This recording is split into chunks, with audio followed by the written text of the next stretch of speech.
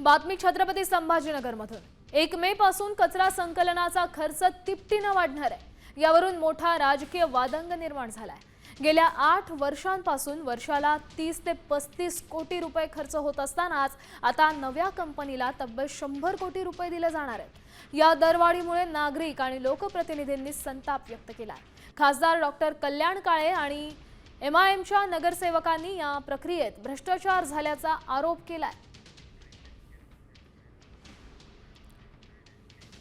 आता जी एजन्सी आलेली या एजन्सीला तर ते त्यांच्या काही गाड्या वाढणार आहेत, त्या काहीतरी वेगळ्या पद्धतीच्या गाड्या आणलेल्या आहेत। 1 तारखेला त्याचं आता आमच्याच हस्ते आम्ही ते कामाची सुरुवात करतोय। एखादा प्रयोग करताना हे पैसे जर वाढत असतील तर त्याच्या मागचं कारण काय हे पाहिलं पाहिजे। मला नेमकं यांच्यातला डिफरन्स का वाढला याच्याबद्दलची मी माहिती घेतलेली नाही, मी ती घेईल निश्चित। हा कशामुळे वाढला, का वाढला याची सुद्धा मी चौकशी आयुक्तांना बोलून त्यांच्याशी चर्चा करून निश्चित करेल।